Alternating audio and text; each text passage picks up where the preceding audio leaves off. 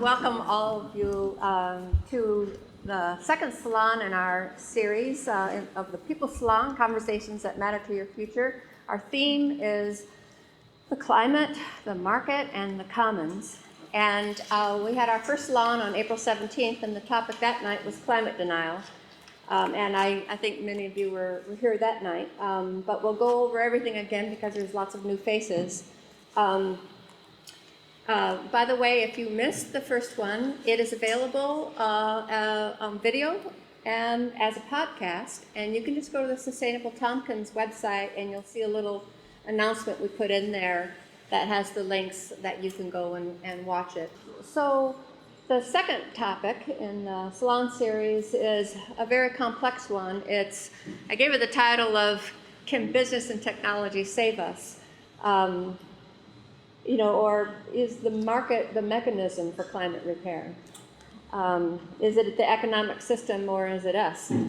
So, the role of business and technology is complex in that it's both obviously helping to create the problem, but also could be part of finding solutions to the climate problem. We often hear people state their belief that we'll develop technologies that will solve the climate problem for us. Or sometimes you hear a faith in the invisible hand of the market that will step in at some point and fix this because that's how the market works. Many people have shown that isn't actually how it works, but nevertheless, there's a lot of people out there who hold a belief about that. Which kind of relates to the climate denial conversation we had a few weeks back. But basically, thus far, we're not seeing any of that kicking in a big way. Instead, we're seeing fossil fuel interests spend millions of dollars to try to stop the spread of renewables, and that's really ramping up lately. And so far, we've only really made weak efforts at the kinds of policies that could change the situation for us, that would guide the market towards doing a better job of protecting our climate. So I feel like it's important for us to talk about it because, many of us, we struggle to wrap our minds around all this complexity, and there's the danger that we'll be overly optimistic, and just sort of not take responsibility for thinking about it because somehow the market or technology will fix it for us. But there's also a danger that we'll be overly pessimistic about what's going to happen and our ability to do anything about it, and then we may fail to act when actually we did have the power to act. Okay, so this is how a salon works. We first have some agreements around the salon conversation, and I'm using these from the conversation cafes that my friend Vicki Robbins started back after post 9/11. Just a few things to keep in mind. First is open-mindedness to be willing to listen, to tolerate diverse points of view, sit comfortably with that. It's just a conversation. Acceptance, suspend judgment as best you can in terms of what other people are sharing. Curiosity, seek to understand, not necessarily to persuade others. It's a great opportunity to stand in many different shoes and look at something from a number of directions. And then brevity, especially with a large crew like tonight. We want to go for honesty and depth, but just don't go on and on. Try to share the airspace and keep that in mind. I just want to also emphasize once again that we're not seeking the answer at these salons.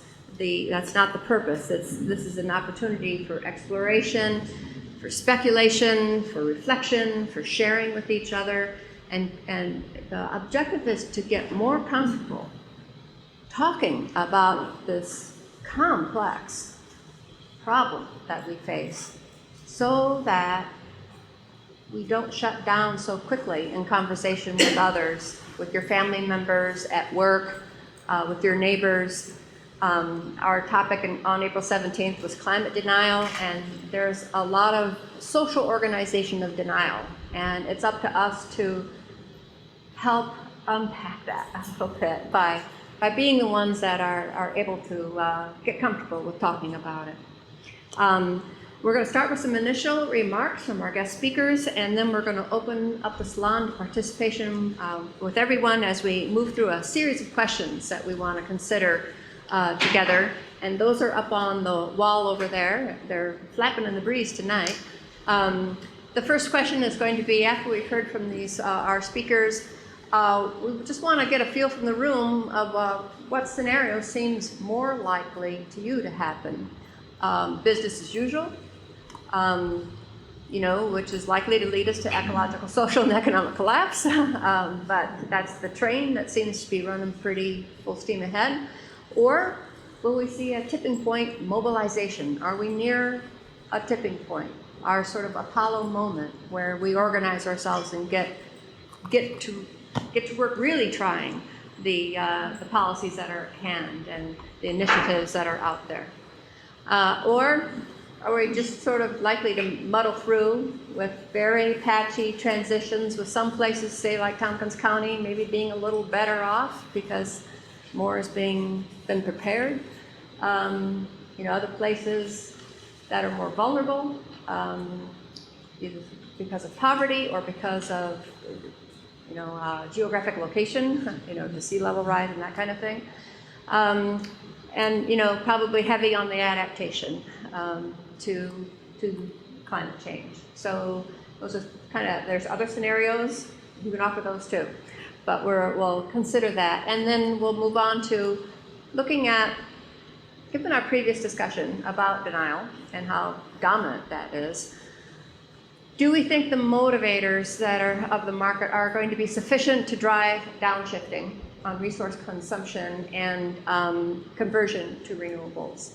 Motivators in the market being from the business side, the profit drive, or competition, to on the consumer side, all the urge to consume the latest technology, saving money, staying safe, seeking pleasure, all those different motivations.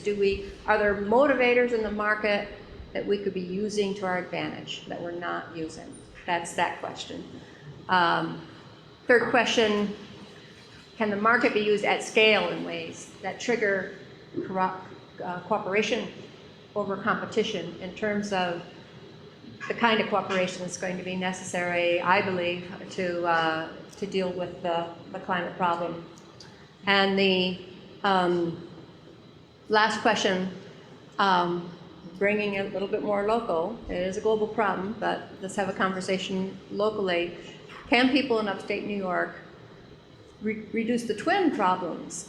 I don't know how many of you read I forgot to mention, I wrote a column in the Tompkins Weekly that talks about how the World Bank president not so long ago said that inequality and climate change are humanity's most pressing problems. And I think we can all notice many ways that they're linked in terms of the creation of the problem. The challenge is, can we link the solutions to the problems? So it'll be great to hear your ideas on that.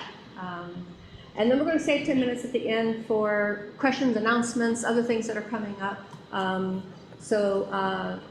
We want to try to make sure we move through this. And since we're getting a little late start, I don't know if people need to run right at 9 o'clock, but if you do, we're not quite wrapped up, feel free if you have to leave, rather than cutting ourselves too short. So it's my pleasure to introduce our guest speakers for tonight. Karl North is the one that's Skyping in from Maine. His formal education is in anthropology and systems thinking, and he's a retired grass-based sheep dairy farmer. And he's been a writer for TC Local, Tompkins County Local. It's a citizens group that works on figuring out energy descent locally. And he has been an instructor at SUNY Binghamton in ecological agriculture and systems thinking. And I met Karl, maybe 8 or 9 years ago when he came and taught systems thinking to a study circle I was having with healthcare practitioners on sustainability and sustainable healthcare, and it was wonderful what he taught us about system dynamics, using those tools, looking at things like obesity-related disease in Tompkins County. And then in person, we have with us Marty Hiller. Her doctorate is in neuroscience and she has her master's in electrical engineering from MIT. She's worked in disease genetics and biotechnology. And she's contributed as an educator and science writer as well. And Marty goes way back to the very earliest days of Sustainable Tompkins, and she wrote some of the op-ed pieces for the original Salon series that helped launch Sustainable Tompkins. And then Stu Staniford, his doctorate is in physics, and he's been a scientist and entrepreneur in computer security for the last couple decades. And for the last 10 years or so, he's been very active as a blogger on climate and energy issues with the oil drum and early warning. And interestingly, his latest enterprise is it Viridius? Viridius Properties. He's buying up houses and making them carbon neutral and then renting them out. That's very good practical thing to do. And met Stu when he did a blog on the Finger Lakes Climate Fund, so that was 2 years or so ago. So we're going to start with Stu, and then we'll hear from Karl, hopefully, and then Marty. Yeah, thank you. And yeah, so I'm the token evil capitalist in the room. And, So what since evil. So talk loudly since we don't have amplification. And I wanted to start by walking you through this graph, which I know for a lot of people graphs are kind of overwhelming and confusing, but I'm kind of a quantitative, rational guy, and because the colors are so bad, Karl, I'm going to have to step away, but I know you've had a chance to study it. This graph represents all of US carbon emissions for the last 40 years. So beginning in 1973 over here, and then ending in 2013. This is the most recent year of data that's available, and this is from the US Department of Energy. Okay? And all these colored bands add up together to US carbon emissions of peaking a little over 1.6 billion tons of carbon in the peak is around 2006, 2007, and then a little bit about a 10% decline since then. And this is out of global emissions of, I think it's currently up to something like 9 billion tons of carbon. Right? So we're a major contributor, no longer the largest contributor now that China has surpassed us. Okay, so the red bands here are carbon emissions that are associated with houses, individual residential properties, right? So there's the darkest is electricity usage in houses, and then we have natural gas in houses, and then we have other fuels, propane, coal, heating oil, that kind of stuff. So houses represent, about a fifth or something like that. Then we have transportation usage, these purple bands, if the colors were clearer. So the darkest purple, I meant to mention there's something like 115 million households currently in the United States that collectively emit this about 250 million tons of carbon each year. Then we have 250 million vehicles in the United States. Most of them cars, but that also includes trucks and planes and ships. And the dark band is the gasoline usage, so that's the largest part of the transportation. The next lighter is diesel, so this is mostly long-haul trucking and excavation equipment and combine harvesters and so forth. And then you have everything else in transportation, so this is mainly aviation fuel and heavy fuel oil used in shipping. Right? So your food miles and stuff are in here somewhere. Then you have emissions from commercial operations. So this is, offices and retail operations and so forth using, this is the electricity portion, and then this is mostly fuels for heating buildings, commercial buildings. And finally, you have industrial usage up here in blue. maybe the largest group after the transportation. And this is direct fuel usage. So, propane and natural gas and coal and everything being used in factories. Around 300,000 factories in the US. And then electricity usage, the industrial share of electricity usage contributes to carbon. So you can sort of see that the problem is kind of pervasive, right? That we have 115 million households, the vast bulk of which use a significant amount of fossil fuel. I mean, just for kicks, how many people currently have their dwelling heated with natural gas? How many people with propane or heating oil? How many people are fossil fuel free? Not bad, but even in this crowd, we're still a majority fossil fuel. What about transportation? How many people are primarily driving a gasoline or diesel vehicle as their main form of transportation? How many people are mainly bike or public transportation or walking? How many people are like electric cars or public? So we're all kind of in it together, to varying degrees in how much we contribute toward this. So then the problem of, how much can be addressed in business and technology, by business and technology, and let me sort of state my big picture view up front, which is I believe that business and technology is sort of necessary but not sufficient to solve this problem.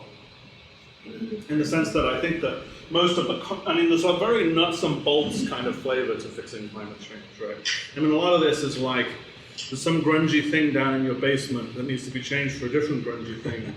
And you need to pay somebody who's going to come in and do that.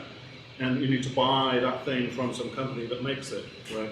And, so for example, here in the residential heating stuff, right?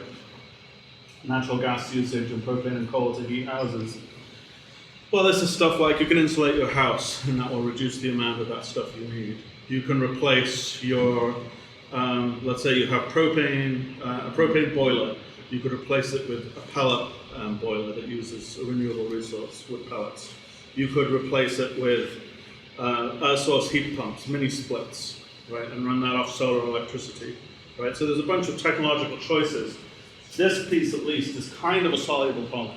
It will be a little bit of a hassle. It will probably cost you a bit more than continuing to emit carbon, but it's a soluble problem with pretty much current technology. Similarly here with the vehicles, right? You can now, and this has only been true really for the last 4 or 5 years, but you can now buy a more or less viable electric car, right, and run it off solar panels and be carbon neutral in your transportation. Again, a Leaf is going to a Nissan Leaf is going to set you back, is it like 35,000 or something? And it has a shorter range than a gasoline car, so you're going to incur some additional cost and some inconvenience, but it is pretty much a soluble problem, right, with current technology. Presumably the technology will continue to get better. Some things there's no current real technological solution for. Like up here is in this band is the aviation fuel. Right? We don't have any way to fly around currently other than using fossil fuels. And maybe you could do biofuels up to a point, but probably to get rid of that we kind of have to switch altogether to stuff like video conferencing and some mixture of less flying, more efficient planes, and biofuels is maybe how you could solve that piece. The electricity piece, electricity shows up here, here, and here. So combining, the electricity sector is huge, right? And again, we have wind, which is sort of almost competitive, and solar, which is not yet price competitive, but coming down very rapidly with fossil fuel electricity. And so we're kind of sort of getting there, except that these sources are intermittent, right? And so to provide reliable electricity for running all those factories and all those commercial buildings and stuff requires a large investment in solar and wind, and a large investment in a large-scale grid. So that, essentially the only way to make it work on, kind of a 100% basis is to be able to share power across very wide areas, right? Because you get, if it's like dark and cloudy, miserable, let's say here in Ithaca, it's probably pretty bad down in New York City too. And so probably nobody's generating much power anywhere close, right? And the only way to solve the problem is to be importing it from California or Brazil or whatever. And so really replacing all the electricity is a huge job. I don't believe it's an impossible job, but it is a large job. So that kind of roughly summarizes the capsule version where we are, right? We have the beginnings of technological solutions to some pieces of this. Fairly clear visibility, like solar, for example, comes down in price about 25% for every doubling of how much solar there is deployed. So the price has fallen dramatically over the last 30 years. And it's fallen at an even faster pace in the last 5 years. So admittedly, some people think that's kind of the Chinese dumping, but hey, if it brings the price down, we'll have to. And so those are kind of, that sort of roughly summarizes where we're at. And there are still some pieces that there aren't technological solutions for right now, but the smaller pieces for the most part. Thank you, Stu. Now, can we hear Karl? All right, shall I start then? Okay. So the viewpoint that I'm going to outline in the next few minutes has two parts. First, it's my viewpoint that the problem of climate change has no solution, and that the focus should therefore be on adaptations and not solutions.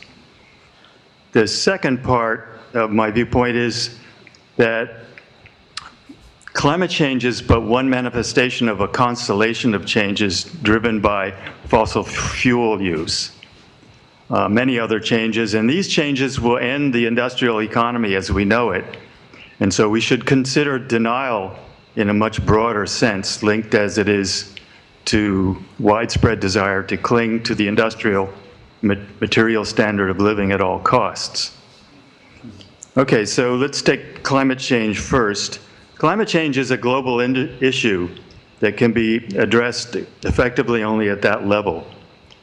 There's really no chance for such a solution because it requires collaboration of all the major fossil fuel consuming nations. And these nations have never collaborated on serious issues facing mankind, even preventing world wars. Really the only solution is to gradually but quickly shut down much of the global industrial economy, which the oligarchies that govern these industrial nations really show no sign of or have any intention of doing so. So people bring up, okay, we can use renewals to keep the industrial juggernaut going. Replacing fossil fuel use with renewables will not work for many reasons, in my view. A primary reason is that such replacement, were it economically possible, would both require and perpetuate the present industrial economy and its massive consumption of fossil fuels. To really create any significant solar or wind electricity would actually requires the industrial economy with its massive consumption of fossil fuels to continue. So that it's really going to be producing as much greenhouse gas after the transition to renewables as before. And this has been the case in Germany, which is one of the most ambitious nations to build in a degree of wind and solar electricity. That they're producing a lot of electricity by these renewable means, but they're producing more greenhouse gas than ever before. So I guess it's my view that climate change having no solution, not even renewables, requires a focus instead on adaptation. Now the second part is that climate change, however serious, is only one of a constellation of trends, two types of trends. One is ecocidal, that is killing the planet, killing the biosphere, and the other is it's using up all the resources. We have growing resource scarcity that is starting to bite now, as you see it in the cost of gasoline and many other things, cost of copper, cost of phosphorus that is necessary for agriculture. And all of these trends are bringing the industrial economy to a standstill and sending it into permanent decline. So the adaptation that I think is necessary is not just to climate change, but to a lower energy economy, because that's going to happen whether we like it or not. So why are we focusing on climate change? I kept asking myself. And I think one of the answers may be that many environmentalists are focusing on climate change rather than the larger picture of the collapse of industrial civilization, in the mistaken belief that industrial civilization can be kept going with renewables, and that by converting to renewables, we will produce less greenhouse gas. That's clearly shown to be not true. Few people as yet are willing to acknowledge that the industrial economy that gave us the present material standard of living is busy using up the very resources it needs to survive, and therefore is digging its own grave. So what do? I submit that it is useful to see that, to think of denial in two sorts. Let's call them hard and soft denial to distinguish them. We hear mostly about hard denial. That is the refusal to believe that climate change is occurring, or that it is anthropogenic, that is man-made. There are perhaps fewer of these in Ithaca than elsewhere. I would guess that few of you that came tonight are hard denialists. But more widespread, not only in this community, but everywhere, is soft denial. That is, what I call soft denial is the refusal to give up the industrial way of life, despite growing consciousness, however vague, that it is being undermined by the very processes that currently sustain it. I'm afraid Dick Cheney spoke for both conservatives and liberals in saying that the American way of life is not negotiable. For until we realize that industrial society is far into overshoot of carrying capacity and will bring about collapse, we are in soft denial. Overshoot of carrying capacity is really an important point coming from the science of ecology. Ecologists estimate that we're about anywhere from a quarter to half overshoot of carrying capacity. That is to say, we're using 1.5 planets of resources to run this one planet. So until we realize this overshoot, we're in soft denial. Overshoot in ecosystems means that you're using up the resources and causing enough damage that eventually the ecosystem goes into decline. The populations can't be supported anymore. So the challenge is to get past this soft denial and accept that the industrial age is peaking and that we can size our adaptive efforts to the true dimensions of the future we face, which is one of much broader changes than the climate change alone. Then, from that point of view, adaptation is something individuals and local communities, I believe, can work on effectively. It's adaptation to a much lower economy, much lower energy economy, is a difficult challenge. And it needs a lot of time to make the transition.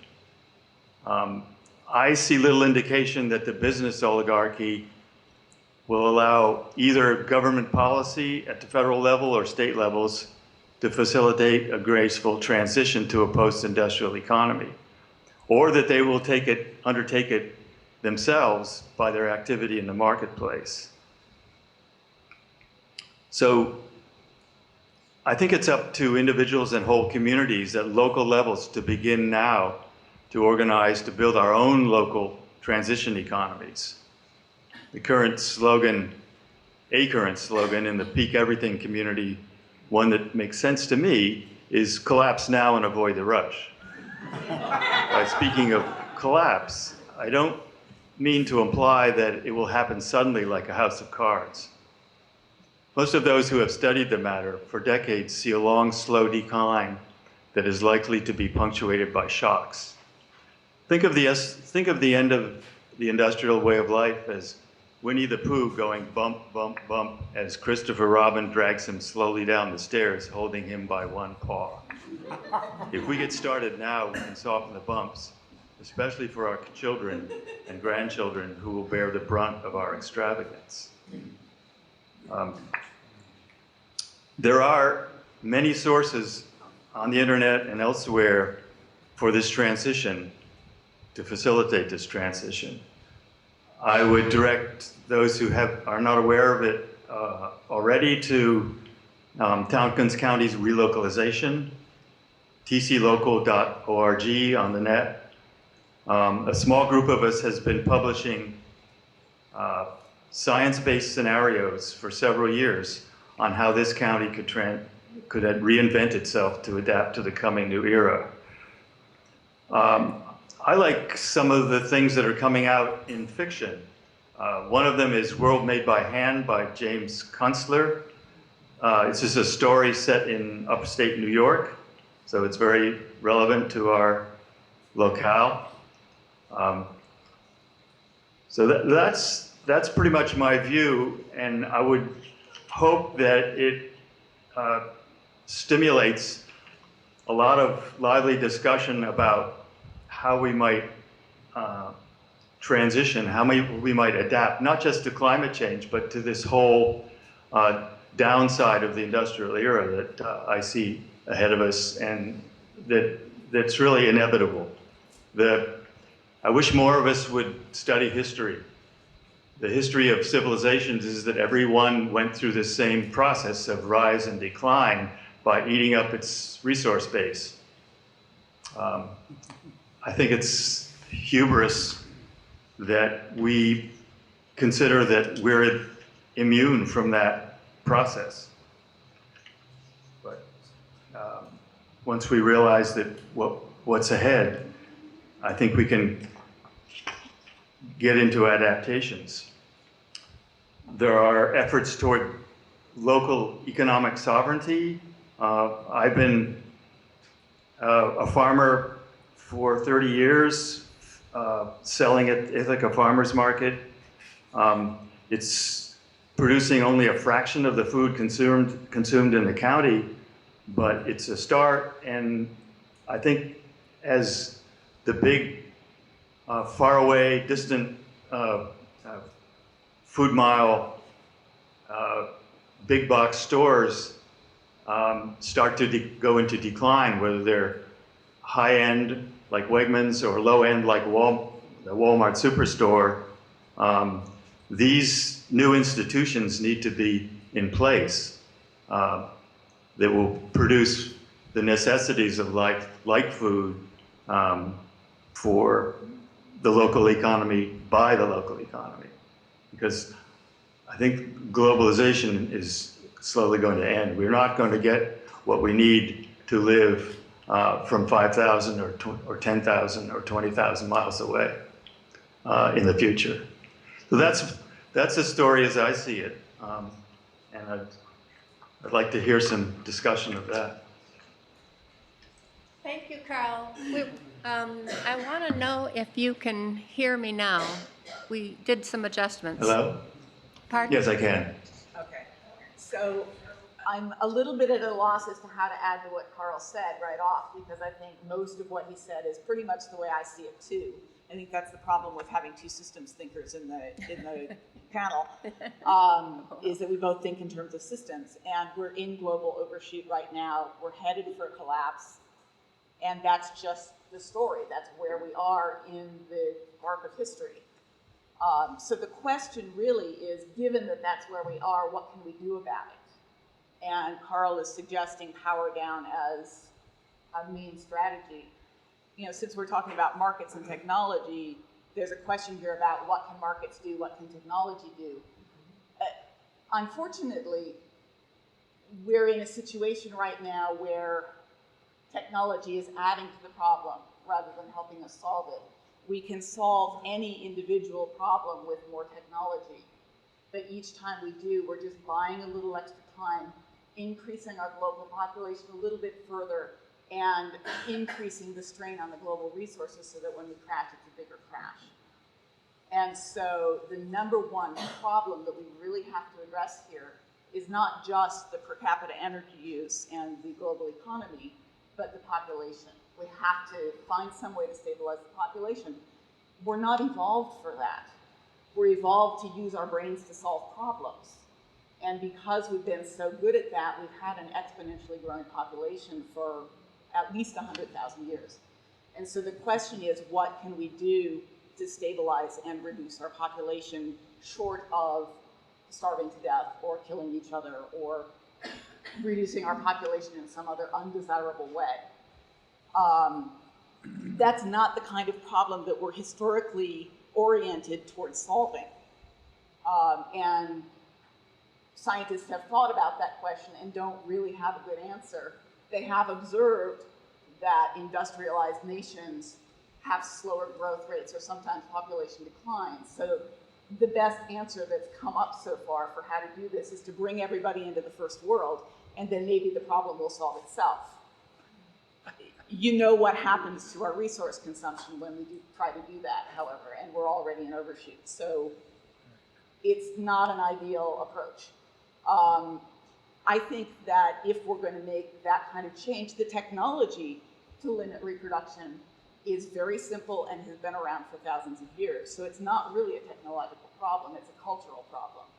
And so the question is, how do we change the way we interact with our world and our environment and the people around us, short of evolving, which we don't have time to do.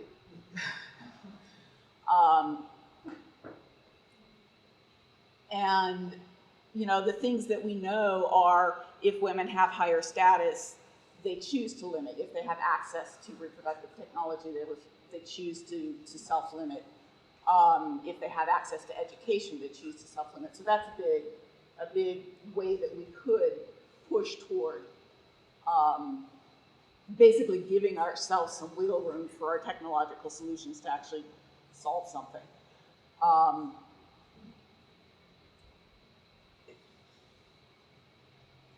What else can we do? You know, it's sort of, it's hard to think about this because our science of culture and science of sociology and understanding of human behavior is very new.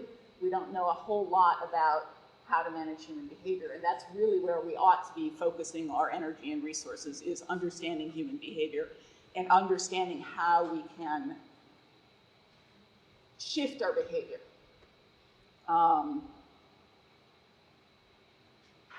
What else to say?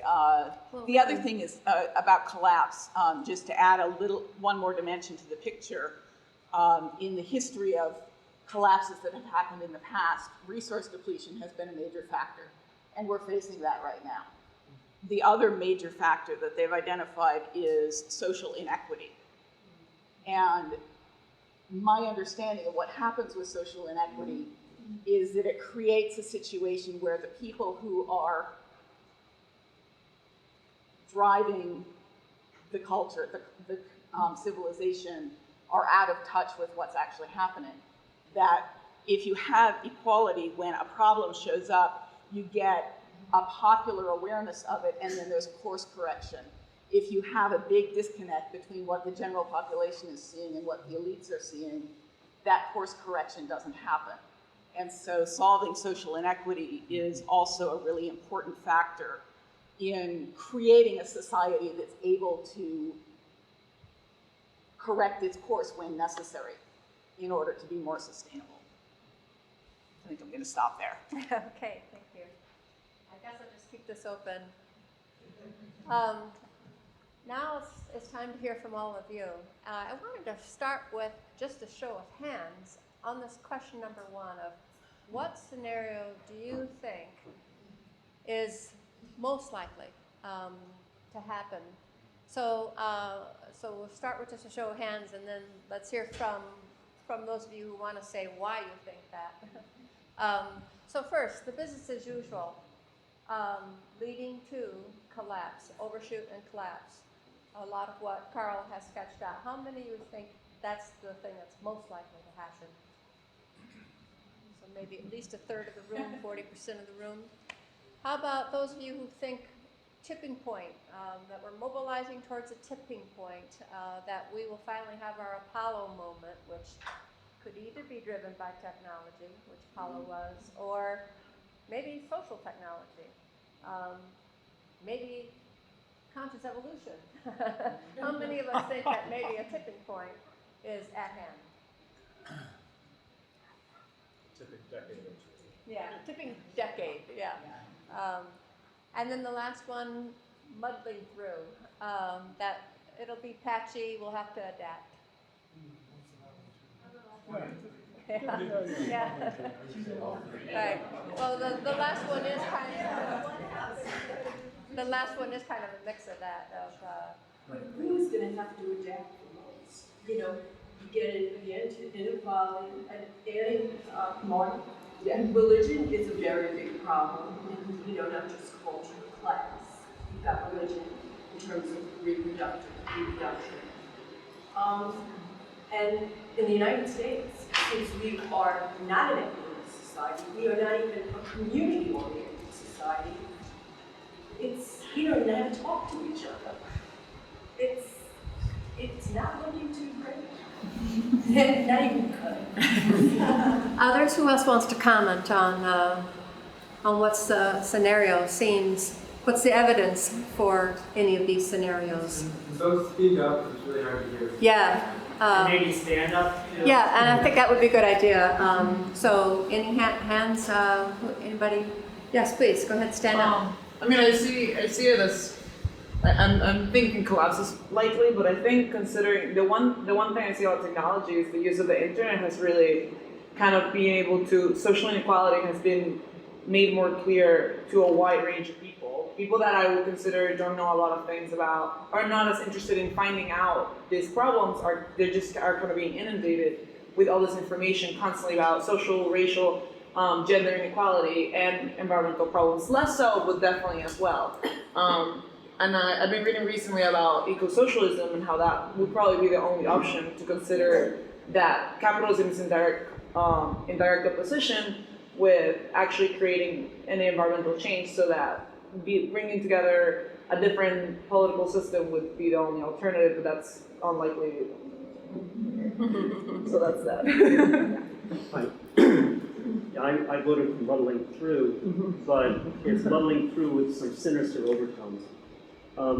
Because of the way power is distributed in society, because of the control structures, what is rewarded, what is punished. Yeah, we'll muddle through. Everybody wants to survive. Everybody will figure out how to help themselves survive. But the hierarchy will be solidified.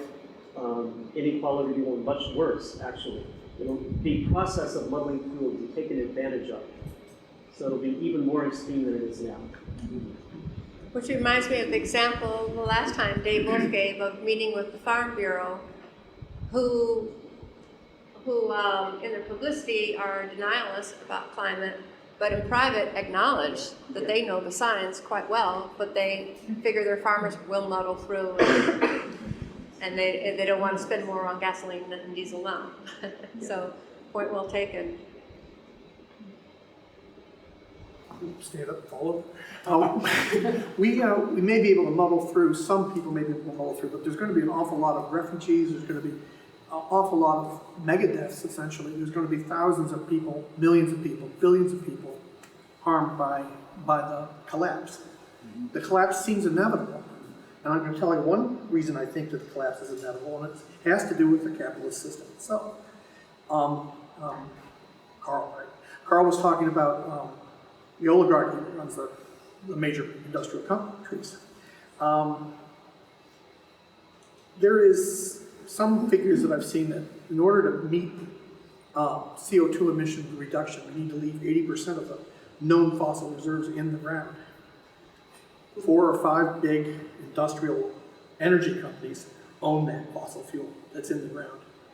And that becomes then what stranded assets. And that's trillions of dollars that we're asking them to kiss off. Yeah. And they're not going to, because the capitalist system won't allow that. You also subsidize down the Subsidize getting to that position. Yeah. Subsidies are money. Yeah. So do we simply nationalize it? They No. won't allow it. They won't allow it. They'll invade us. So that's all I can say. They will invade us like they did Iraq. I mean, that's what Yeah, we invade in Pennsylvania. I think they're not invading. I live in the Marcellus. I'm being ironic, but we talk a lot about capitalism, but it isn't necessarily capitalism, because you can look at what Russia and China are doing, and really all the circumpolar nations are all jockeying for position to dig up what's being Old-fashioned exposed. state capitalism does the same thing. Right. So, Right. yeah, Old-fashioned state capitalism, yeah. good old-fashioned stuff. Is there else? You okay? Just along the same lines, on the readings that I'm doing regarding, especially Russia, they describe Russia and all those countries that are quoted as countries that tried something, but it wasn't really, because it was still so based on inequality, in that the government had so much power at the same time, people didn't really have that power. That I feel like it's really easy to shut down the alternative of socialism, and the alternative of a different system. People say a lot of times capitalism doesn't work, socialism didn't work, or communism didn't work, but it was never really implemented in a way that would have worked. So I think that's a really important place to kind of consider, what is it that socialism is? Like, what exactly defines this, and how is it that we can, I don't know, it's complicated, but I think that there's a place for opening the discussion and not allowing it to be closed down by the examples that we have seen when it wasn't implemented properly. Here, and then Arthur, and then in the back, and then Archer. Okay.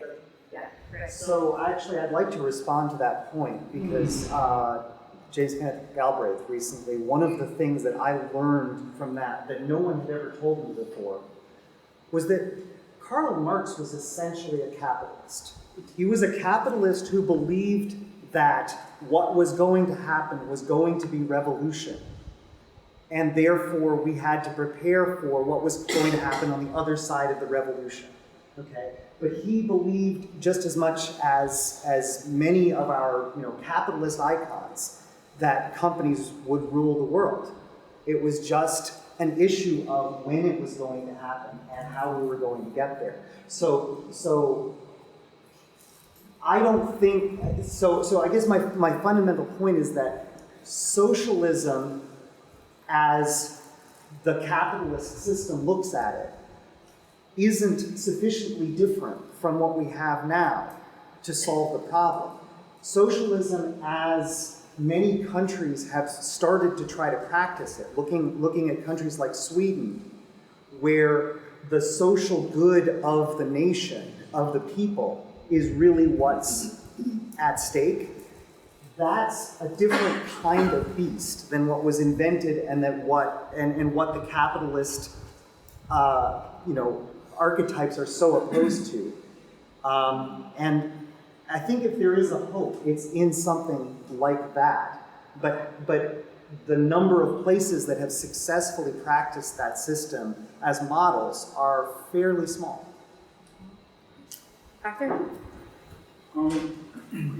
How many of you would say that it is perhaps not that socialism never worked, or we never tried the right kind of socialism or communism, or that they just don't work? But how many of you would say rather that maybe it's because every time it's been tried anywhere in the world, it's been stomped and squashed down by mostly the U.S.? Yeah, there you go. And then it was Marty, and then Orange, and then over here. Yeah, I voted for the business as usual, but I don't know. I think business isn't usual anymore. Yeah. So, and I'm really concerned about that because business is really tied into a lot of things that, as I was growing up, you know, it was better living through chemistry and all that other stuff. It was making life better by making washing machines and things of that sort. I know there was an undercurrent of all the sinister things that we think business is doing now, or most businesses are. But I guess what I'm interested in all this, and this has something to do with the business as being unusual now, is how much the military plays a role in structuring our life. And I mean this way. I mean, the military has been the arm of business around the world for the United States.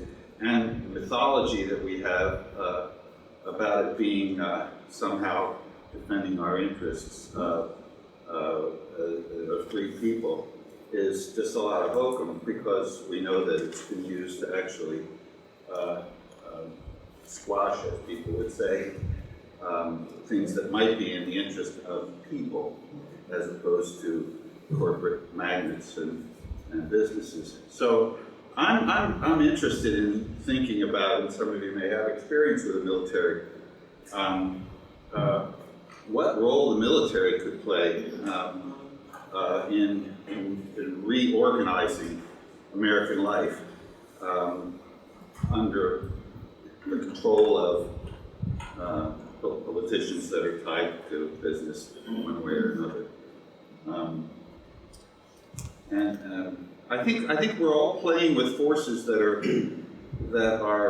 we're all being moved upon by forces that we're not too well aware of. And putting it another way, I see things happening in other countries where militaries take over or the social unrest is squashed, and I think, you know, oh, it's not going to happen here. Of course it can happen here. Of course it can happen here. I mean, things could get so unstable that that military, which is quite strong, could just, you know, take a major role in things. So, my God. And your name, sir? Are you pointing at me? Yes. My name's Howard. I'm Howard Botwin. I'm a political economist at SUNY Portland. And I'm a Marxist and never recognized what you said, Marx. So I don't know. I have to say, I'm not sure I understood what you were saying, but I mean, one point that he does make, which is, I think, really important from all of this, is, I mean, what he does say is inevitable is that every other generation, more or less, will face serious economic crises, and that if people are organized, if they are organized to make the change in the right direction, then that might happen. But if they're not, capitalism will restructure itself and go on for another period of growth and disaster until the next one. So the point, though, being that if we're not organized, there are a lot of young people who believe in spontaneity and the idea that if bad stuff happens, we'll rally and it'll, you know, we'll get organized and change things. I always like to think about the Depression in the 1930s here and Germany and Italy. And political organization makes an enormous difference when faced with a horrendous crisis. And I think that we are going to be facing very serious crises, and I think the military, I mean, we know they're preparing for this. While Fox News is denying it, their main strategy for global command systems is to deal with the issue of global warming and running out of energy. That's what they plan around. And I do think that Fox, those damn people are very smart and very strategic, much better than we are many times. They have been systematically, for over 10 years, trying to confuse the American people to think that any kind of socialism is fascism and Nazism, and they're all the same. Books have been written about this. And I have to instruct my students, no, Hitler killed the socialists and the communists before he went after the Jews. They were the only organized people that were trying to stop him. And so we really have to try to keep a more open mind and understand some of those forces. And not that socialism is a panacea and didn't have real problems that people need to think about, rethink, figure out how to do differently. But I'm kind of thinking we're going to have a little bit of all that stuff, but it's probably going to get pretty bleak and ugly. And we know we can get real ugly when things go down. And one of the turns against affirmative action is when people feel like they don't have theirs and they get insecure. Boy, they get ugly. And we do a lot of scapegoating in this country. We have a history of it. So I think, as many times as I can say it, in many different ways I can say it, is we need to get organized.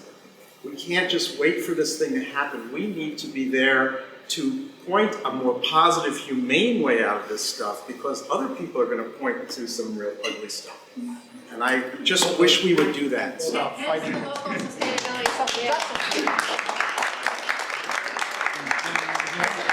first and then John. Well, sort of the way that I relate to all this is the house is on fire. For me, I don't know what's going to happen. So maybe we'll manage to put it out, and then we'll have to figure out what to do with all these burned up rooms. Maybe we won't put it out, the whole thing will burn down, and then we'll have to adapt to that. So, but the thing that I relate to, at least locally, we know the house is on fire. So we have some decisions to make about what we want to do about that locally. And maybe they'll drone us. Who knows? If we succeed, the rules will change. And that's what happens in the world that I understand as the United States.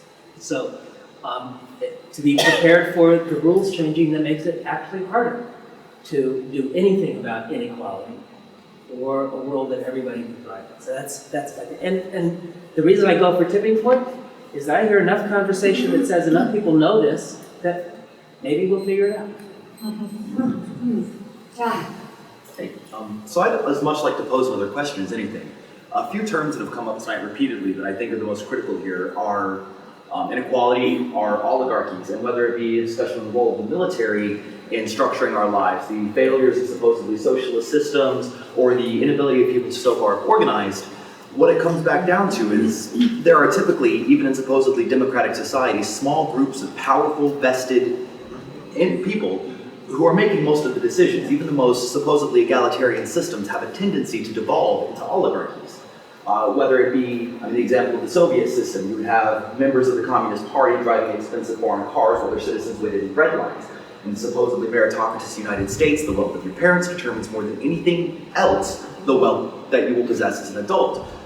The problem here, and what I think quashes many attempts to organize, is that the most avaricious people are willing to go to lengths that more communally minded or decently minded people are not. They are willing to subvert the system, subvert the rights of others, to lie as Fox News will lie, to ideologically justify their own power while oppressing or outright murdering their people, as say the communist system would. What can people who are attempting to make a positive difference, but who act in such a way as to respect democracy, to respect individual liberty, to respect the good of the community or the planet, do if they are not willing to sink to those depths? What tools do we have to combat the avarice of those interested groups? That's the question of the ages, isn't it? Who hasn't spoken yet? Who wanted to say something? So I want to make sure I do repeats if there's anybody willing to go. And then I think we'll do Ed, and then maybe let's move to this next question. Yeah, I don't have big global ideas about politics and so forth. And I'm really what I base my experience on is what I see every day in Tompkins County. And if I am riding my bike up to my apartment at between 3, 4, 5 in the afternoon, and there are cars streaming and streaming and streaming and streaming, and every one of those cars has one person in it. Or if I'm walking down early in the morning and people are going to work up at IC, there's streaming and streaming and streaming and streaming, and every car has one person in it. Now we have one of the best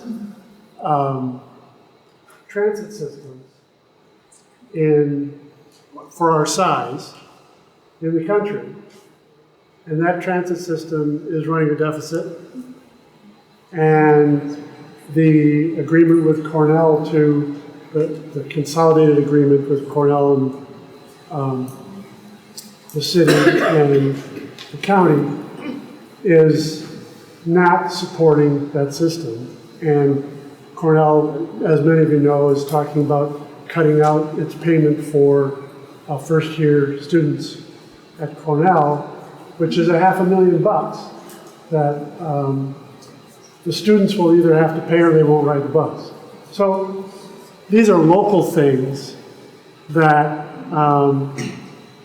I feel that I have more control over than these global things. Whether you're capitalist or Marxist, if we're overproducing in an industrial society, whether the workers own the means of production or whether the capitalists own the means of production, we're still overproducing, right? Yeah. Thanks everyone for your remarks thus far. I wanted to go on to the second question, which is, since tonight's topic is about business and technology, and our next salon is on the role of government, and the final one on the role of the citizen, I wanted to spend some time with how do we understand the marketplace and the forces that are within it? Because I do agree with Stu, and I think Marty as well, in terms of the market does have a role to play. And we're probably not going to figure out what to do about the Koch brothers tonight, but since the economy is where a lot of transactions go down. So what do we think, do we have any ideas about how we might use the market on our own behalf? Are there any of these motivations that show up in the market that are strong enough to influence the need to downshift on fossil fuel consumption and resource consumption rather, and the conversion to renewables? I don't know how many of you know there's a proposal out to the Solutions Project to go 100% renewables in New York State by 2030, and they're trying to lay out a case for converting to electricity, doing both transportation and buildings based on 100% renewables. So that there's that grand goal. So, but what's strong in the marketplace to harness that? And Stu, I wonder if you have any thoughts to share on that. Yeah, so my general take is, I have no nostalgia for socialism at all, and unlike many of you in the room. And I think that much of. You want to stand up? Yeah, sure. Yeah. Much of what needs to happen is, as I said before, very concrete and nuts and bolts. It's like installing insulation. It's replacing fossil fuel powered cars with electric cars. It's running buses. And I don't think the state sector is particularly good at doing any of those things. Right? I mean, I don't think a government-owned insulation company is likely to be particularly effective. Yeah, sure. So I'm kind of the view that most of this stuff should be done by the private sector. That said, I don't think the private sector is likely to do all that much of it as long as the incentives are wrong, right? And the core problem here is that it's free to dump carbon into the sky, even though it's screwing up the overall planetary ecology. And so, ultimately, one way or another, we have to get to the point where it's not free to dump all the carbon in the sky, and that's priced into the market system so that the market system takes it into account as opposed to just kind of ignoring it. And the big so carbon taxes, cap and trade, et cetera, right? The big problem is that demand for energy in general is extremely inelastic. So if you put a big price on carbon in the near term, you basically will create a recession, and then therefore a huge political backlash, right? And so what we kind of have stumbled towards, though the forces of darkness are doing their best to undermine it, is to essentially subsidize these small little seedlings of renewable energy and you know, more efficient cars and insulation and all the rest of it. And because it's not politically tenable to put in a carbon tax. You know, we've been trying since the 90s, right? And yeah, no, I'm with you. I think it's awesome. But I suspect, you know, we're probably going to have subsidies for doing the right thing in the near term, you know, and carbon tax as the alternatives become more viable and more cost effective. You know, maybe a small carbon tax in the beginning and ramp up. Right? So that's kind of cool. Right. Yeah, so what you said at the very end there, having a small carbon tax at the beginning and ramping up. So one of my other main hats, besides being on Sustainable Tompkins board, is I'm involved with a grassroots movement. It's national now, actually international, to push for a federal carbon tax, and it's called the Citizens Climate Lobby. We just started a local chapter. It already has 18 people. If it appeals to you to learn more, you can find me afterwards or come to one of our meetings. So the proposal that this group is going to be pushing for, and a bill that they want to introduce early next year after this election cycle, is for a carbon tax that's graduated carbon tax, starts small, so that businesses can adjust to it and they can predict how much it's going to cost. And then all the revenue is revenue neutral. All the money would go back to households. So you would get a dividend check. Every household would get a dividend check, so that people can. It's really money. I'm sorry, what? It's really money. Costs money. What costs money? Spend money every household. Oh, right. So the carbon tax would be placed on every form of fossil fuel at its point of source, where it enters the market, and that money, which would be a heck of a lot of money, would be given back equally to all American households. So conservatives can vote for it because it doesn't grow the government, and so they've all a lot of them have taken a pledge to not vote for any tax that grows the government, but they can vote for tax like this because it's given back to households. It's revenue neutral, I mean, I shouldn't say too much about it because we'll be talking about it on June 19th, you know, at the Salon about what the citizens do. But a lot of what I've heard tonight, I keep thinking, oh, but our plan could address that aspect of that. You know, yeah. So I'll let others talk. Yes. But I'm hopeful. They have a lot of information on their website, Citizens Climate Lobby. Check them out. It's interesting to note, after Marty brought up the issue of the military, that just a couple of days ago, the Pentagon announced that it's going to replace all of its energy consumption to the extent possible with renewable energy. There's going to be widespread support of renewable energy programs in the United States. So even the Pentagon is hip to the fact that fossil fuels are like a bad deal, and that's going to collapse on it. They're looking for alternatives. So we'll be ruled by the best in renewable energy. And I read an article where price was no object for the military. Right. Yeah, and in pursuit of that, courtesy of us. We're putting 1/6 of our global economy into military facilities. They have lots of bucks. Right there. Joel and back there. And back there. I got to follow up on what Miranda said. I'm optimistic about the ability of the market to respond to incentives, and I'd like to see it get beyond the specific little incentives to try to get renewables going. And I think a carbon tax is the way to do it. The only question in mind, because we've done this before. I mean, look at World War II. Look what we did during the Depression. I mean, there's all kinds of precedent for making major changes. My father used to rail about how we threw away our rail-based transportation system and shifted to cars in an instant because we wanted to. We respond to economic incentives extremely well in this country. And given an economic incentive of a rising carbon tax, we would respond. And I'm very confident that the market would figure it out. If we have to power down doing it that way, it'll be the most efficient way to do it. What I'm not so optimistic about is getting that carbon tax in place. That's why we need to have a conversation. That's why Joel's part of this local chapter. We can. And Yes. I think it's sometimes insightful, I mean, this is the way I try to think about things, to think about markets as separate from the market economy. There's absolutely no question you can enact carbon taxes if you can do it politically, and different incentives that will work with market forces to transition us to renewable energy.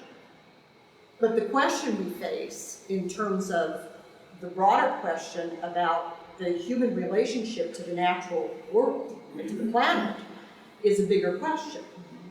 And in terms of thinking about that question, I think it's much more insightful to think about the dynamic of the market economy. It's a vast, expansionary system. It's very interconnected. So even though we like to say it's the 1% that are the enemy, there are a lot of people enfranchised in this economy that are not the 1%. It's this interconnected, vast, expansionary system that can probably that creates tremendous inequality in its wake. And so the problem we confront is trying to simultaneously resolve our biophysical limit problems and the problems of inequality at the same time. And I don't think a carbon tax will do that. I think that requires a more fundamental kind of disengagement of the system. How we do that, I don't know. But I think that sometimes it's insightful to think in those two ways about this problem. Marty. Yeah. So I guess when I think about what can the market do, my first reaction is markets are about making money. And what relationship is there between making money and improving our situation right now? And it seems like a really unwieldy, indirect way to try and drive change, to take this money thing that's completely unrelated to what we're trying to accomplish and use it to indirectly shift the system.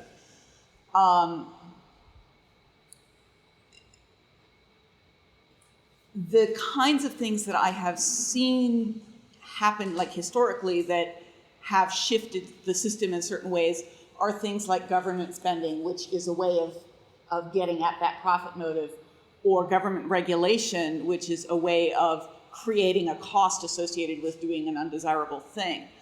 But what I see happening right now in business, it's still a minority thing, but it has a potential to grow, is shifting from a purely financial definition of success to something like a triple bottom line or a quadruple bottom line, where what's happening to the planet as a result of your activities is part of your benchmark for success. What's happening to your employees and the people in the world around you is part of your benchmark for success. And if we can create that kind of a cultural change where that is the way people run businesses, that could make a big difference. There was something else. Let me think. Oh, the other thing that is really important right now is risk management. And risk management is something that businesses know about, but it's not usually this kind of primary motivator. But it really is what's happening right now. The most, the effect of being in this state of impending collapse is that the risks of just about everything are going up dramatically. And so if businesses start to focus on risk management, again, as part of their core business strategy, that will drive changes in the right direction. I know, it's 8:45, and well, I hate to cut people off, but how about this? Well, let's consider the third question. If you still had something to say on the second question, we can, blend them together. But the third question was, can the market be used at the scale that's needed for a global transition, or at least a national transition? You know, there are a lot of people working on the new economy, a lot about the sharing economy, about local currencies, about relocalizing the economy. So there's some great stuff going on in this community and lots of other places that are about the new economy. But do we imagine that happening at scale? So let's have that question on the table as well as question number 2. So, and Katie. One of the people I read a long time ago was Joseph Tainter, who was a sociologist. He wrote a very good paper and then sort of a book on collapse. And one of the points he made was that collapse happens when the benefits of being in the culture are outstripped by the costs. So this kind of gets to the tipping point issue. Mm-hmm. And so, you know, and he looked across, you know, collapse across, you know, the centuries, and I don't know, like 30 some different cultures. And so I think that that really kind of has to happen. I think carbon tax is great, and like a lot of these ideas are good, but I really honestly don't think they're going to happen. And if the climate scientists are right, and we're going to lose, like, you know, the ability for humans to inhabit the tropics, that is just going to be catastrophic. I mean, and it's going to cascade to all facets of our lives, because all those people are going to either die or relocate or whatever. So at some point, that cost of belonging to the capitalist system is going to be, the benefits of belonging are going to be way outstripped by the cost. And I think when we get there, then maybe on the other side of that, we can start to construct, and maybe it's good that we're doing parallel structures now to try to be ready for the other side of it. But honestly, I don't see us cooperating enough to make that happen. And there's certainly nothing in the market that's going to be strong enough to make that happen. Though you see small changes, I agree, but it's not going to be to avoid a collapse, to avoid, you know, the effects of climate change, which are going to be, you know, huge. So, Rich, a couple things I wanted to bring up. Just to address Marty's point about is profit a really good motivator for the kind of change we're making. One of the things to keep in mind is revenue is one thing that companies need to make profit, the other is costs. And reducing costs is a huge motivator for this. I mean, one of the reasons why CFLs became so widespread is Walmart decided they wanted to reduce their lighting costs.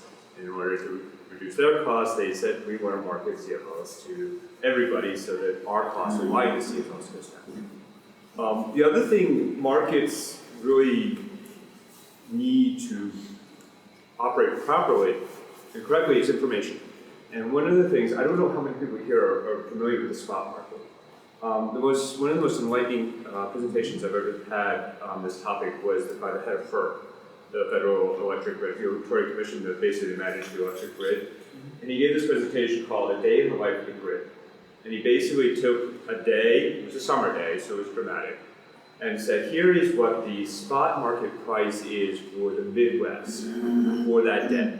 And the price, and this is the FERC manages or monitors, you know, on the wholesale level, what electricity costs throughout the country every 5 minutes.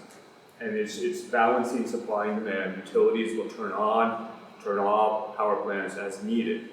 And in the summer day, it started off at an average around maybe 1 cent kWh.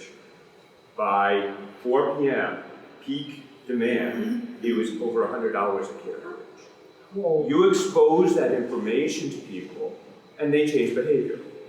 And so this is, Walmart does pay on the spot market price. Large industrial, you know, will get on the spot market price, and they will change their behavior. Exposing that now to residential, you know, that gets tricky because of just the sheer numbers of people.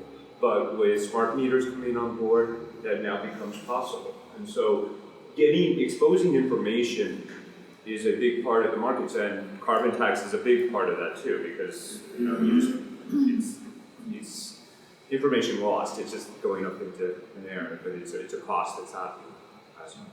Thank you. Thank you. Howard, did you want to say something? Yeah, I was a little concerned about a couple of things that were said. Stand up and speak, because I just wanted to comment about a couple of things that were said, praising the market and being very cynical about the government.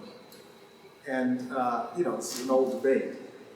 But when that wonderful stuff happened in the 30s and we converted to a war machine that was awesome to kick the Nazis, that was not through the market, that was through the government. The government massively switched resources, and there was tremendous planning to do that, and there was forced rationing and a lot of things that would be considered horror, communism, whatever now. You're a smart guy. You know that the Republicans for 30 years have been sabotaging and undermining the federal government so that it cannot do anything competent. You know that, don't you? I mean, there have been times. I'm not, government in a capitalist economy has, as far as I'm concerned, has already tremendous limits because of who has the power. But there have been times in the last 30 years. I mean, we know about Brownie being the head of FEMA during Katrina. That was not a mistake. Even Paul Krugman recognizes that that was a deliberate disdain for government. And they have been, read Thomas Frank's book, The Wrecking Crew, they have been systematically undermining the government so that it cannot do anything. And then they like to say, oh, well, we all know how inefficient and ridiculous the government is. Thank God for the market. Well, I think we need to put that in context. First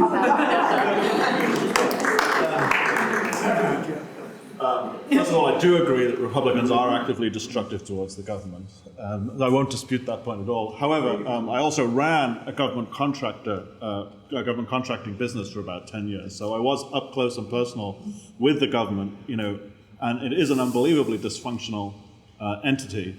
For a variety of reasons, but mostly because of its sheer scale, right? The larger an organization is, the more bureaucratic and hidebound, and the more regulations and rules it has, and the more cumbersome it becomes. And you see this with very large corporations, and the largest organization on the planet is the US government. And I do believe that it's genuinely very dysfunctional and probably has to be because of its sheer scale. Do you know the IRS was privatized for a while, and the government had to take it back because they were doing such a poor job. Look at the military contractors, how they're taking the government for a ride. So, Please stand. I'm done. We the people are the government in this country, and we need to take it back. That's what we need to do. Okay. Sorry, I just got distracted. So I just want to say thank you for pointing out the role of the government in the past. That was something I was going to say and forgot, which is basically the market only moves when there's immediate profit to be had. The government is capable of moving on a large scale, or used to be capable of moving on a large scale for the public good.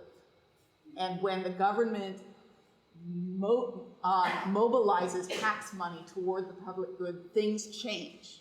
And if you look through history, there's example after example after example in this country of the government deciding that something was desirable and making it happen. I'm going to say the most recent big one is the internet. The internet exists because of the government. We imagine that it's a market thing because there's all of these entrepreneurs who got rich off it after the fact. But it exists because of the government. And now we're about to lose it. I mean, the interstate system exists because of the government. The plastic exists because of the government. There's, it's a different source of that drives technological change, and it's a very important one that we are letting go of to our detriment. Well, I was going to let Karl, you there? Go ahead. Go ahead. Can you hear me? Yes. Yes. Okay. So I'd like to speak to that last question that Gary posed. There's a number of, there's kind of a consensus building among us peak oilers, as we're called, that as some of the other speakers have said, there will be some degree of militarization or more authoritarian control, such as happened during the Second World War here, at some point to just address the destabilization that collapse will cause. And I see that, and others have too, have seen that progressing to a point where central control is no longer possible because they don't have the resources. Now this has happened repeatedly in history. It happened during the fall of the Roman Empire, where gradually they could not keep the central control of the provinces, and they went off on their own. Now, this presents an opportunity at some point, not now, not in the near future, but I think something to be prepared for, where local communities can start taking control again. And that can happen in a couple of ways.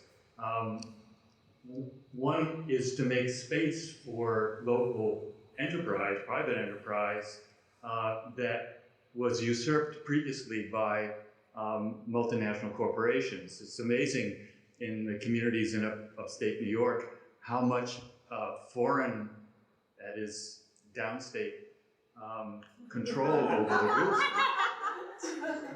estate. Right? So I was in, I lived in Cortland County, and I was amazed to realize how much of Cortland County is owned by people in New York City. So if I think what people are seeing happening is when this space opens up because of the lack of central control, is that local communities politically can start pushing that space to make it bigger and this has happened repeatedly in history. In the United States, we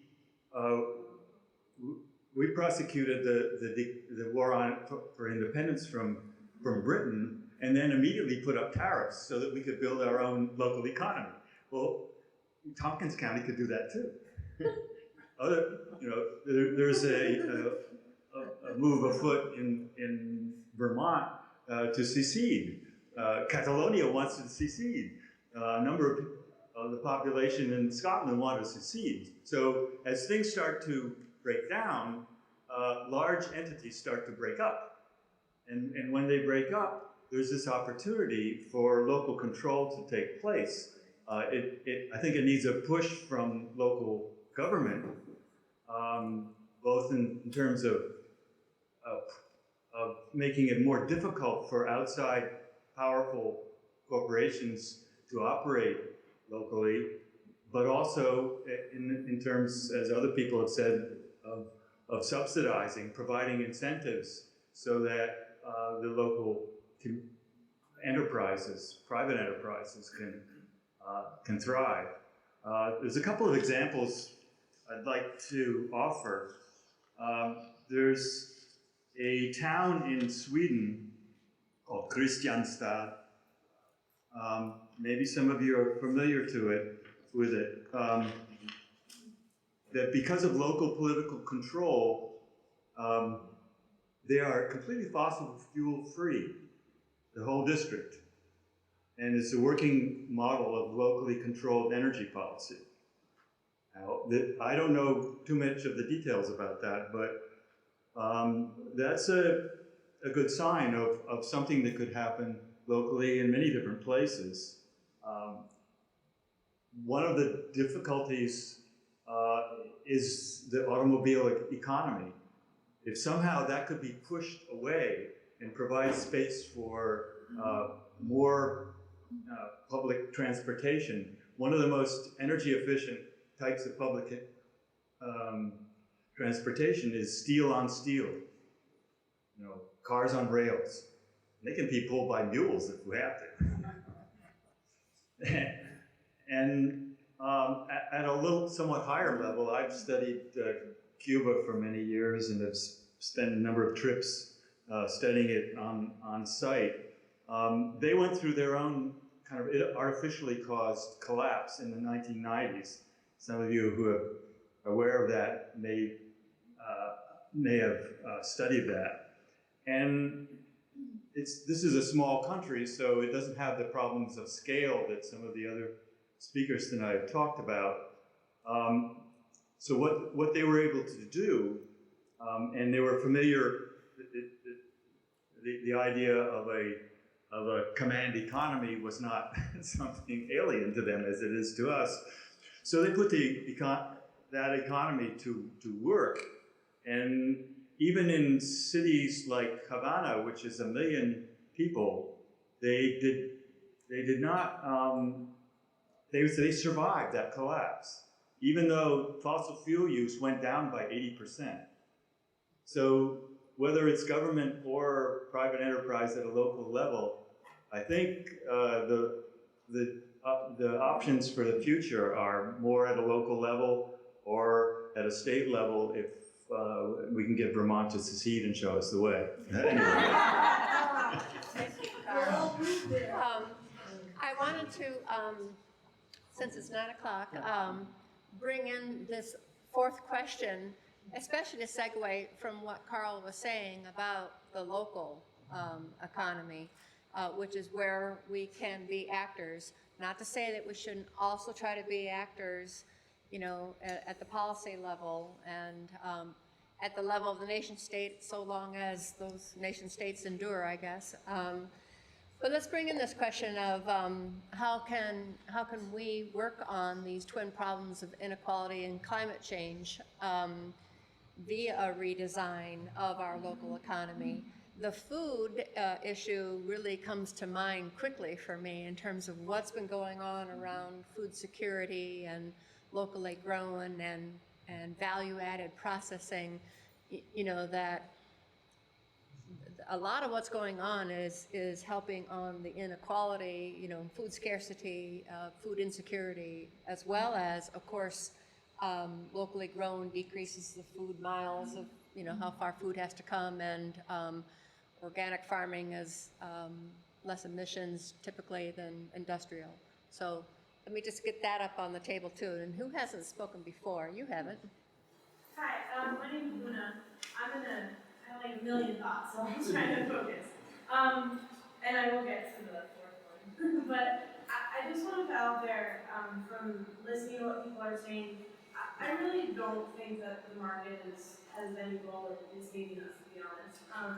I think that maybe in a way, when we talk about carbon taxes or whatnot, like if there was an endless amount of time, but the International Panel on Climate Change said we have 15 years. That's it. That's our timeline. And if we don't significantly change by that point, it's potentially great. So I feel like the reality is that, like, you know, if it's the Republicans in office next to this, or like, I don't know why it matters if Republicans, Democrats seem to stay in the ways to be at this point. So it seems to me like we don't have the time for these like little steps. And like part of that is that I want to say we talk about like the corporations, we talk about like the market, and we talk about the government, like they're the same thing now. The same people just go through, one's a CEO here, or like a vice president, and then he's like head of this, and like, it's the same people. So it seems to me, and none of those people are the majority of the people. So it seems to me like even that's not going to help at all. And then even on a smaller scale, like all of that is set up to not work on a smaller scale. So I feel like when we talk about the scale, like a local level, we need to completely reinvent what's important. Like for example, I work on a farm, but we get like stuff from Boston, stuff from Florida. I don't know where the plastic comes. It's a local organic farm. It's a great farm, but it's not actually. But like all kinds of things have to come from everywhere else just to feed that because it's still in the system.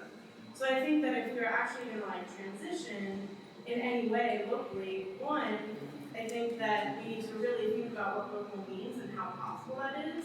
And like food is a great place to start, but like we use a lot of things.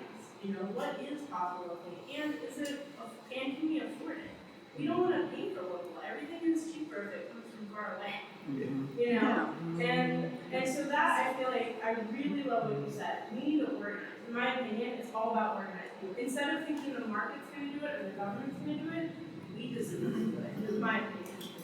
And, to self-analyze, is that like, even if in some magic way I'm totally wrong, and like capitalism and the market are going to somehow fix, like, who would want that?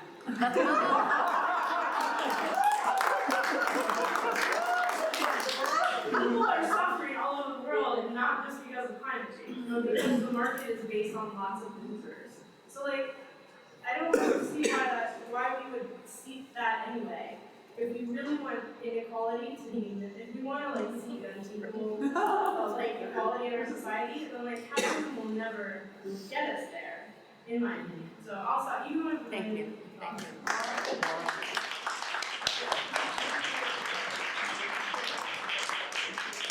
Maura. Laugh too, thank you.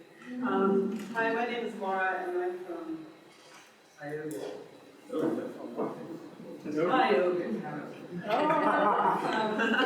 And that's the basis of some of the things I want to talk about.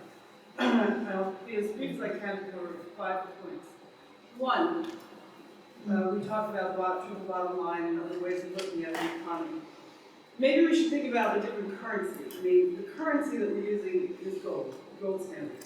It's completely artificial, just as corporations are artificial persons.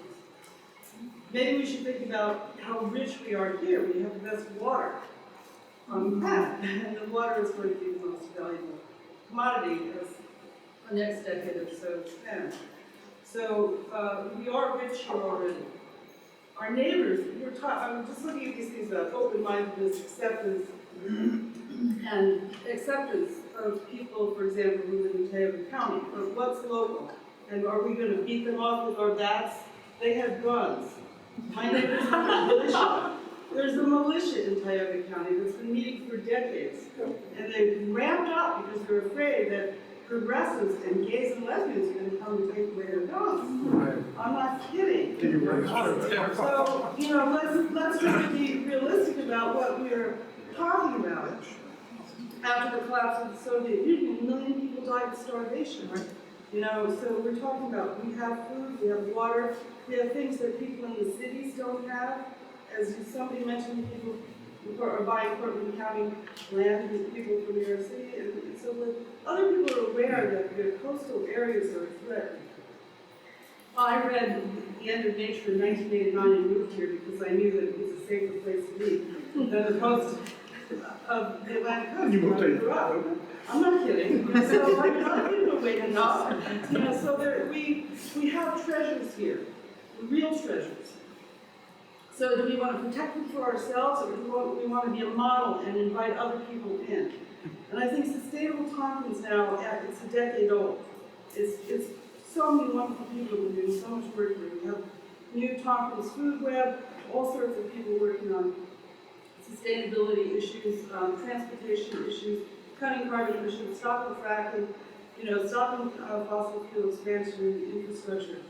We can invite people in, but we have to leave our egos at the door, and that to me is the hardest thing to address, is to say, okay, I don't need another group about sustainability in Tompkins County. I'm going to join the one that is here, and I'm going to leave my ego behind, and I'm going to join with other people and try to find common ground, even if we can't agree on every single thing. We all know this is our species' future. Not to mention all the other thousands of species that we're destroying by the day. So why don't we, as Sustainable Tompkins, as people in Tompkins County who have so much going for us and so much more at our disposal, so many more resources, not only natural resources, but intellectual resources and community resources. Why don't we invite the people from Sustainable Franklin Forks and all the other regions around the state and start with the state and see how we can regionally try to position ourselves because we have to boost this. We can't just wait for it to gradually grow the way we usually grow movements. We have to put it on an accelerator without fossil fuels. So, that's Thank you, thinking about currency. Thank you. Is there anybody who hasn't spoken, though? Okay, go ahead. I I just have two really quick points. I used to canvas for NIPER, so talk to people about hydrofracking for them to not support it. And a really interesting thing is that I think, and this is something that someone brought up to me while I was canvassing here in Ithaca, that we, and it's an unpopular opinion, but I think that we always talk about everything being local, but we forget that our energy is not local and that our energy comes from other countries that are suffering the consequences, the environmental and social consequences of us taking our oil and all the things that we need from other areas, or rural, poor areas, even in the United States. So I think that's something that's important and it's worth addressing, and I think renewable things definitely address that, but there's so much depth to that. I don't know, and I think that's a complicated thing to think about that I had never thought about until this person brought it up to me. And the second point is just, I think community is really important, but not community beyond the idea of just supporting each other and buying local. I think sharing things, sharing resources. Being someone in my 20s, I'm realizing how many things I could do all I want is my friends to join me in a commune and like all of us to buy our things together. That if we share food, if we buy things in bulk, if we share cars, if we share all of our things, then how much more economical, how much of a smaller impact we can have. So just kind of like organizing ourselves even within smaller communities. And I agree with the idea of like expanding and incorporating other counties and other things, but I think it's important to think small. I think we tend to think really big, and that's really scary. And I think it's really important to kind of get really tiny and being like 10 people. Like, what can we do in 10 people to really reduce our chemical footprint? Yeah, and I think that there is a global movement that is about access, not ownership, especially among millennials. That the sharing economy that is growing is about access, not ownership, because we don't all have to have one of everything, and that means moving away from the suburban model, figuring out how to make that transition, of course, is the tough part. We don't have time to figure that all out tonight. It's a few minutes after. I just wanted to see if anybody has any announcements that they want to make for upcoming events. And I wanted to remind you that our next Salon is, we have been running every 3 weeks, but because 3 weeks from now is the Ithaca Festival Parade on Thursday night, we decided to push it off one more week. So the next one will be June 5th, again, 7 p.m. Here in the Sustainability Center. The topic is the role of government. We will be having our Assemblywoman Barbara Lifton with us as a respondent, Mayor Svante Myrek, and Tony Ingrafia, who sort of rep the federal level.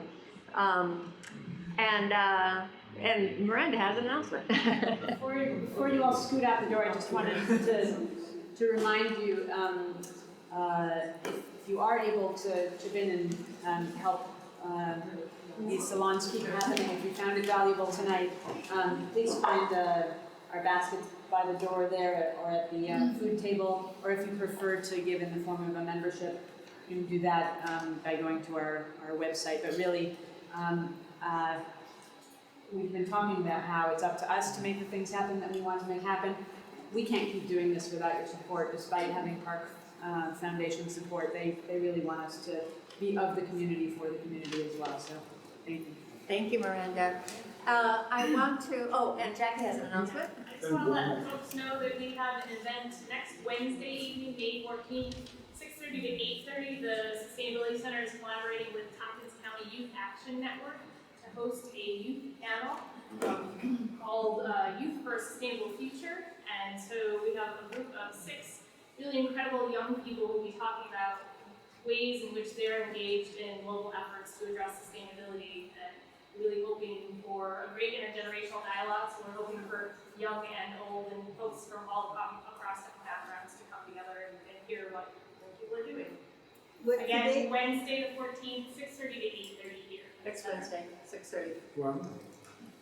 Hi, I'm Guillermo with Solar Tompkins and Public Extension. And Solar Tompkins is a program that ran kind of a moderate program in 3 towns last year in the southeast section of Tompkins County.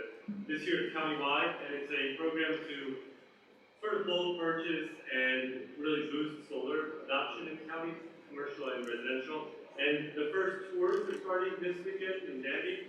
So every town in the county is going to have tours and workshops. You can look at solartompkins.org for all the information. And I'll leave this on the table, but if people are interested, it's all free. Like the comment, it's going to be a way to get cheaper solar through a lot of people putting a lot of effort behind this volunteer program. And everybody's going to carpool on those tours. Absolutely. Yeah. Right. Please make that happen. Wow. I'm gonna get a horse. Okay, I want to thank all of you tonight. This has been really good, and I'm looking forward to being able to watch the video to digest it once again. And I would say the same thing for those of you who were at the April 17th one. I was surprised. I thought, well, I'll just watch a few minutes, and I ended up watching almost all of it because it was just intriguing to listen to everybody again. And so we want to thank Eddie and Bill and Chris for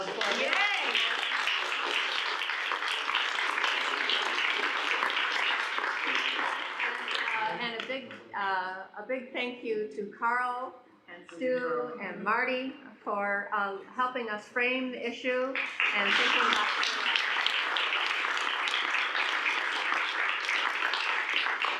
So I hope that we see you on June 5th, because I think we all know that the role of government, local, state, and national, is quite important. And of course, the reason why we're ending this series with the role of the citizen, because we have to get to work. So thank you all for being here tonight. Bye-bye, Carl.